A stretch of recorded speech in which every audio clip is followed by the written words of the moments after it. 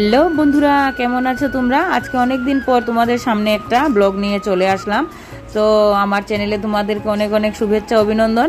তো আজকে যাব একটু ঘুরতে।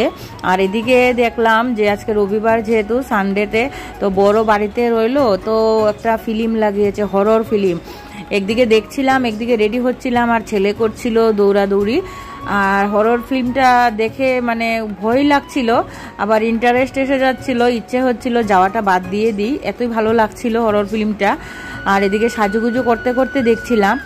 আর বুঝতেই তো পারছো, সামার সিজন চলে এসেছে, ক্রিম শিম কিছু দেওয়া যায় না, ছেলেকেও দিতে পারি না। আর কোথাও যাবার কথা শুনলে তো আমার ছেলে একবারে নাস্তানাবুদ করে ফেলে দেয়, ঘরের মাথায় করে নে।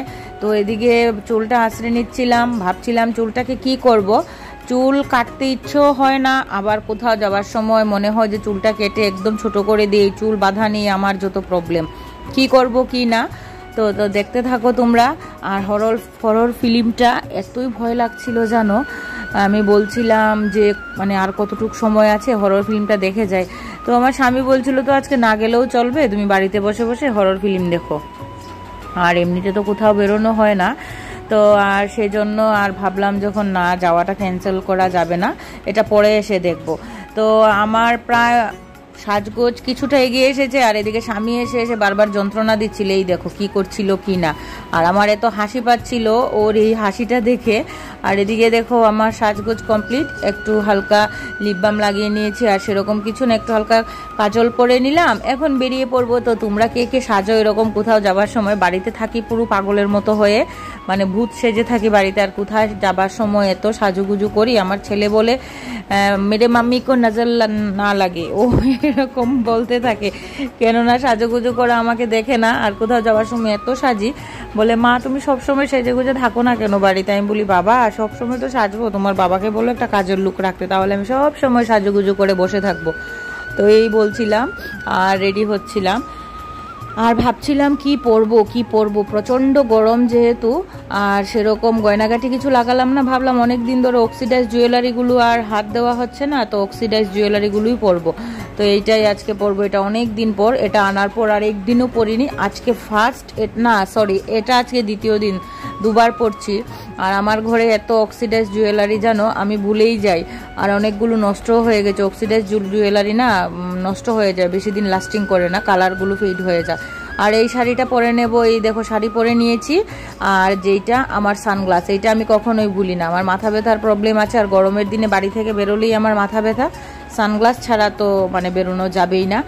তো ওরা বাইরে গিয়ে বাইকে হর্ন দিচ্ছে আর আমাকে ডাকছে, আমি আসছি বলছি, ওরা ভাবছে আমি বোধহয় রিল টিল বানাচ্ছি, তো সেরকম কিছু নয়। তো চলো রাস্তায় গিয়ে তোমাদেরকে দেখা হচ্ছে। রাস্তা, এই দেখো রাস্তায় এসে গেছি, এখন যাচ্ছিলাম আমরা আমার বোনের বাড়িতে নেমন্তন্ন খেতে।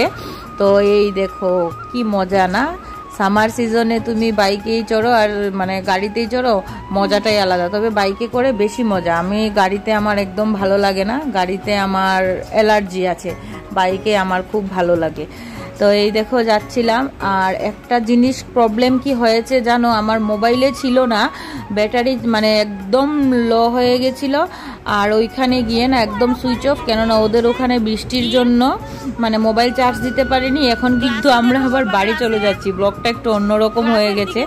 আর ছেলে তো কন্টিনিউ কথা বলছিল, ও গ্লাসের দিকে তাকাচ্ছিল, খুব এনজয় করছি। আর এখানের ভিউজটা খুব ভালো। তো বাবার বাড়িতে এখন যাচ্ছি, বাবার বাড়িতে গিয়ে তোমাদের সঙ্গে, এই দেখো বাবার বাড়িতেও এসে গেলাম। আজকে শুধু সারাটা দিন বাইকেই দেখালাম তোমাদেরকে। আর এখানে এসে তো আমার ছেলে খুব এনজয় করছে, খুব মজা করছিল, হেভি মজা পায় ও মামার বাড়িতে আসলে। তো আজকের ব্লগটা এতটুকুই, কেননা আমার মোবাইলে বারবার লো ব্যাটারি সিগন্যাল দিচ্ছে, এখন 4%, কখনই সুইচ অফ হয়ে যাবে জানিও না। তো এতটুকুই তোমাদের সঙ্গে শেয়ার করলাম, অনেক দিন পরে ব্লগ ভিডিও বানালাম। তো কেমন লাগলো তোমরা অবশ্যই জানাবে। তো আজকের মতো এতটুকুই, সবাই ভালো থাকো, সুস্থ থাকো, নেক্সট ব্লগে আবার দেখা হচ্ছে, টাটা। আর আমাকে তোমরা অবশ্যই সাপোর্ট করবে।